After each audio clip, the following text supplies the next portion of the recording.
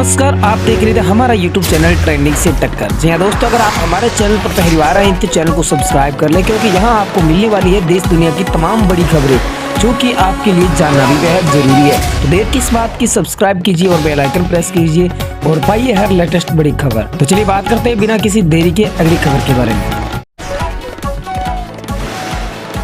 इस वक्त की बड़ी खबर, बिहार में नीतीश कुमार के नेतृत्व वाली नई एनडीए सरकार ने मंत्री के विभाग का बंटवारा कर दिया। इस बार का सबसे बड़ा बदलाव यह है कि मुख्यमंत्री नीतीश कुमार से गृह मंत्रालय वापस ले लिया गया है और यह महत्वपूर्ण विभाग उप मुख्यमंत्री सम्राट चौधरी को सौंप दिया गया है।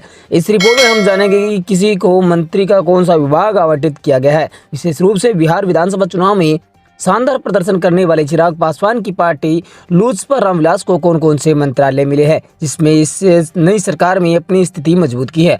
बिहार में नीतीश कुमार की एनडीए सरकार में विभागों के बंटवारे में बिहार विधानसभा चुनाव में शानदार प्रदर्शन करने वाले चिराग पासवान की लोजपा रामविलास को महत्वपूर्ण मंत्रालय सौंपे गए हैं। चिराग पासवान की पार्टी को लोक स्वास्थ्य और अभियंत्रण मंत्रालय और गन्ना उद्योग मंत्रालय जिससे अहम विभाग मिले हैं। यह आवंटन बिहार की राजनीति में चिराग पासवान की बढ़त ताकत और गठबंधन में उनके दल के बड़े कद को दर्शाता है। ये विभाग उन्हें जनता से सीधे जुड़े और राज्य के विकास में महत्वपूर्ण भूमिका निभाने का अवसर प्रदान करेंगे।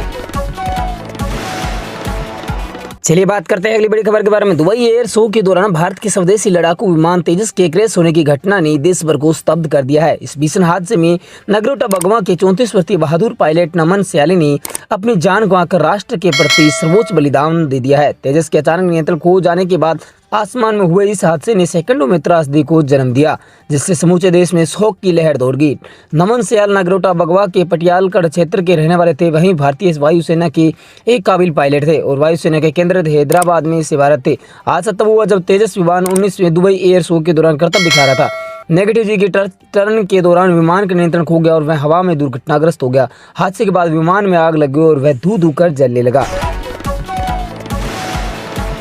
चलिए बात करते हैं अगली बड़ी खबर के बारे में। हार की राजनीति में एक बार फिर हलचल बढ़ गई है। इस बार महागठबंधन के भीतर से बड़े राजनीतिक उलटफेर के संकेत मिल रहे हैं। सहरसा से विधायक और इंडियन एलएलसी पार्टी के अध्यक्ष आईपी गुप्ता ने खुलकर कहा कि उन्हें एनडीए की ओर से कॉल आया, वह एनडीए में शामिल होने को तैयार है, लेकिन एक महत्वपूर्ण शर्त के साथ। गुप्ता का यह बयान महागठबंधन की पहले से कमजोर होती स्थिति को और चुनौती दिखाई दे रहा है। आईपी गुप्ता ने कहा कि वे एनडीए में जाने के लिए तैयार है, पर उनकी साफ शर्त है कि तांती तत्वा समाज को एससी कैटेगरी में शामिल किया जाए। उनका कहना है कि यह निर्णय केंद्र सरकार ही ले सकती है।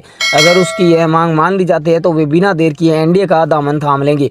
उन्होंने बताया कि बिहार में तांती तत्वा समाज की जनसंख्या 80 लाख से 1 करोड़ के बीच है, लेकिन इन्हें उचित प्रतिनिधित्व नहीं मिला है। चलिए बात करते हैं अगली बड़ी खबर के बारे में। बिहार में नई सरकार की शपथ ग्रहण के बाद अब मंत्री के विभाग बंटवारा हो गया। मुख्यमंत्री नीतीश कुमार और सम्राट चौधरी के बीच करीब आधे घंटे की बैठक के बाद बिहार मंत्रिमंडल के पूरे विभाग के बंटवारे की सूची राज्यपाल को सौंपी गई। इस बार नीतीश कैबिनेट में बड़ा बदलाव हुआ। दरअसल कई वर्षों के बाद मुख्यमंत्री नीतीश कुमार ने गृह मंत्री अपने आसपास नहीं रखकर किसी और को दे दिया है। नीतीश कुमार की नई कैबिनेट में सम्राट चौधरी को गृह मंत्री बनाया गया। वहीं वित्त मंत्री की जिम्मेदारी विजेंद्र यादव को मिली है। वहीं नीतीश कुमार के पास सामान्य प्रशासन, निगरानी, मंत्रिमंडल सचिव समेत अन्य बचे हुए विभाग रहेंगे। वहीं मंत्रियों के बीच विभाग के बंटवारे के बाद अब कैबिनेट की बैठक बुलाई जाएगी। बिहार की नई कैबिनेट में मंत्रियों के बीच बंटवारे में वरिष्ठ मंत्रियों के अनुभव और क्षेत्रीय व जातीय संतुलन को ध्यान में रखा गया। कई मंत्रालय पुराने चेहरों के पास ही रखे गए। वहीं एक बार फिर सम्राट चौधरी विजय सिन्हा डिप्टी सिन्हा की जिम्मेदारी संभालेंगे।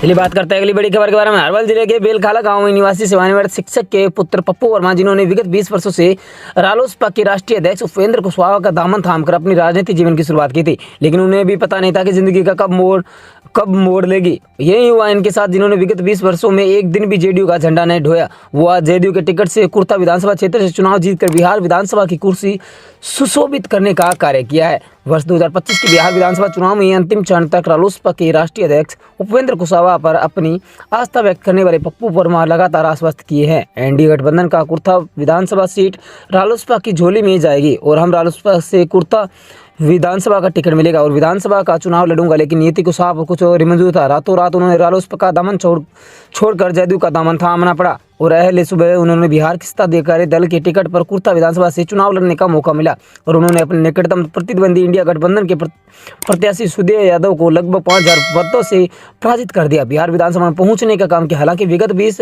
वर्षों से संघर्ष करने वाला पप्पू वर्मा की किस्मत 2025 में चमकेगी। शायद उन्हें भी पता नहीं था कि, लेकिन कुर्ता विधानसभा क्षेत्र की जनता ने उन्हें मेहनत का इनाम दे दिया। जो पप्पू वर्मा ठंडा गर्मी बरसात लगातार क्षेत्र के लोगों से जुड़ रहे, दुख सुख में शामिल हो रहे, इसी का प्रतिफल है। इस बार के चुनाव में कुर्था विधानसभा क्षेत्र की जनता ने उन्हें लाइक किया है और अपार जन समर्थन देकर उन्हें बिहार विधानसभा कुर्सी पर सत्तासीन कराया है। नमस्कार, आप देख रहे थे हमारा YouTube चैनल ट्रेंडिंग से टक्कर। जी हाँ दोस्तों, अगर आप हमारे चैनल पर पहली बार आए तो चैनल को सब्सक्राइब कर लें, क्योंकि यहाँ आपको मिलने वाली है देश दुनिया की तमाम बड़ी खबरें जो कि आपके लिए जानना भी बेहद जरूरी है। तो देर किस बात की, सब्सक्राइब कीजिए और बेल आइकन प्रेस कीजिए और पाइए हर लेटेस्ट बड़ी खबर। तो चलिए बात करते हैं बिना किसी देरी के अगली खबर के बारे में।